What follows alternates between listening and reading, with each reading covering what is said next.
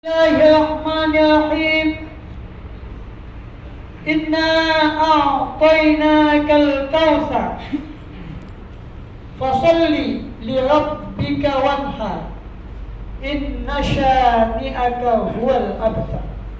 Khutbah Jumat yang singkat ini saya beri judul proses tidak menyalahi hasil. Ma'asyiral muslimin, sidang Jumat rahimakumullah. Sebagaimana yang tertulis di dalam surat 108 ayat 1 sampai 3 yang berbunyi a'udzubillahi minasyaitonirrajim. Bismillahirrahmanirrahim. Inna a'tainakal kautsar fasalli li rabbika wanhar inna syani'aka huwal abtar. Yang artinya, sesungguhnya kami telah memberikan kepada kamu wahai Muhammad Al-Kautsar, nikmat yang banyak. Fasalli, maka hendaklah kamu menuntaskan atau menegakkan salat. Fasalli li rabbika wanhar, demi Tuhanmu, dan juga hendaklah kamu berkorban. Inna syani'aka huwal abtar, sesungguhnya orang yang membencimu, yang mengejekmu, dia adalah orang yang terputus dari rahmat Allah.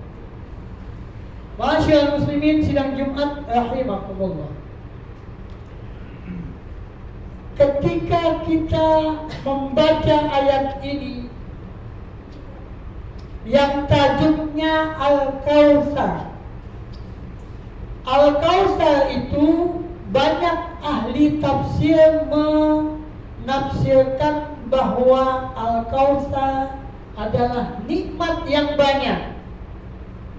Ada sebagian mufassir lagi menafsirkan Al-Kautsar itu adalah telaga Kautsar di akhirat nanti.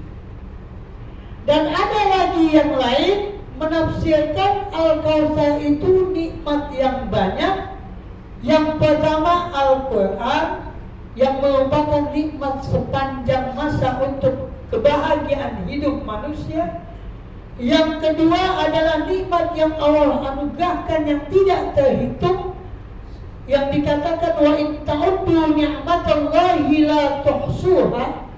Jika kamu hitung nikmat Allah, kamu tidak bisa menghitungnya.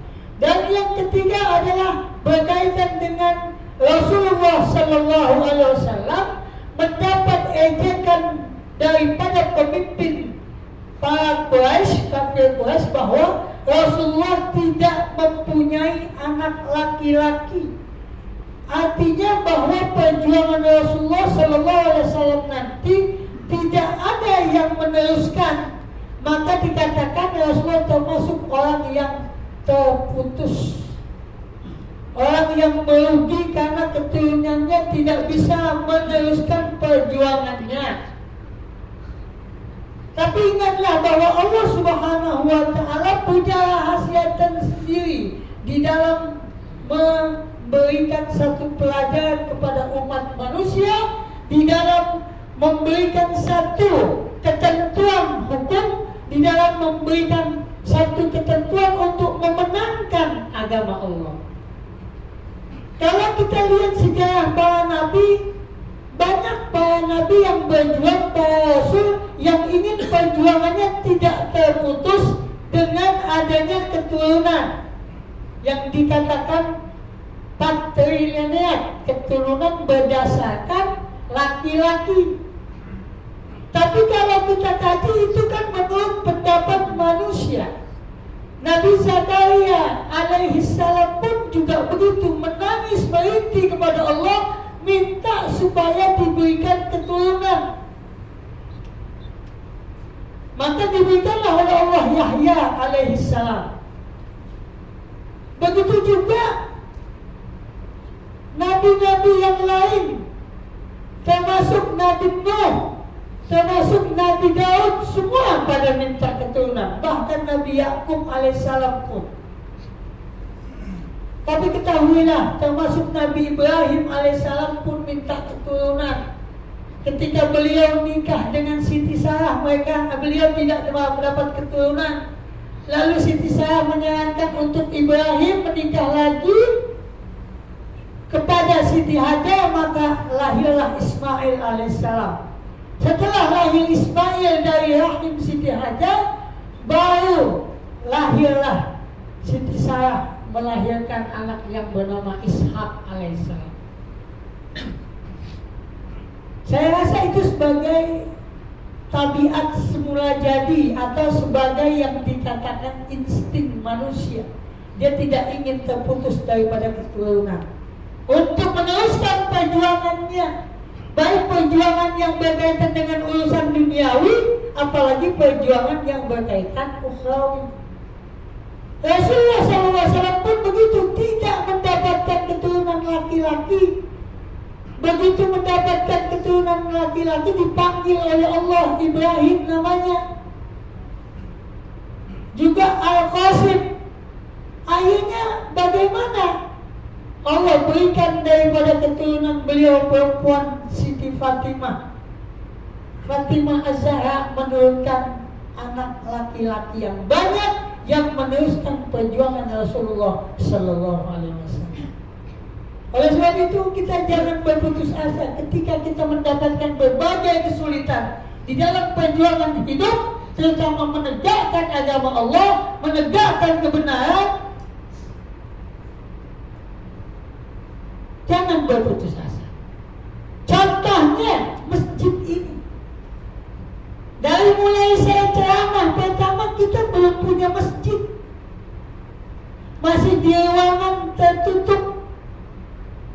Tapi dengan izin Allah, dengan berkat kerjasama yang baik, dengan kesadaran dan keimanan para jamaah untuk memberikan syiar yang tinggi terhadap agama Allah, yang punya harta dengan hartanya, yang punya jabatan dengan jabatannya, yang punya ilmu dengan ilmunya, kita bekerja sama untuk menyatukan diri di dalam menghadap Allah.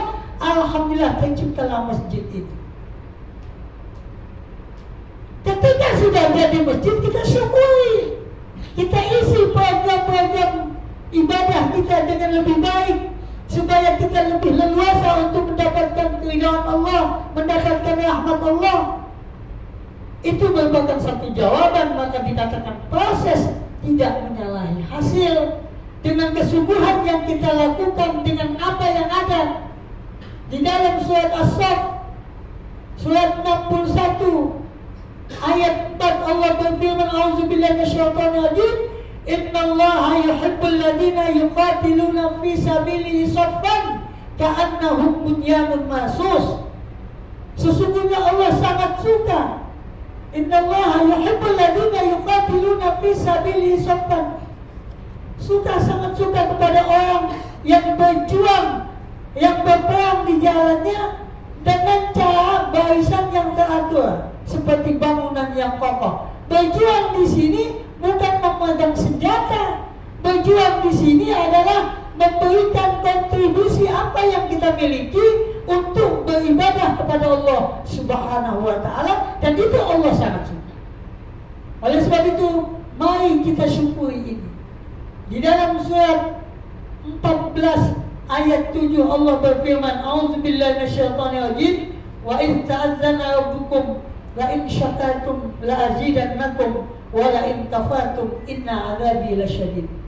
Dan ingatlah ketika Allah memaklumkan kepada kalian bahwa jika kalian bersyukur atas nikmat yang Allah anugerahkan, niscaya akan kami tambah.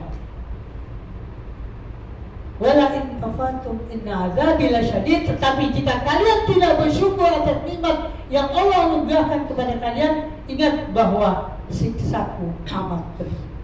Masyaallah muslimin sidang Jumat rahimakumullah. Dalam waktu yang singkat ini, mudah-mudahan apa yang kita lakukan hari ini, apa yang kita lakukan waktu dulu. Apa yang kita lakukan di masa yang akan datang, semuanya kita niatkan untuk persatuan dan kesatuan, terutama kita sebagai orang yang mengaku beriman.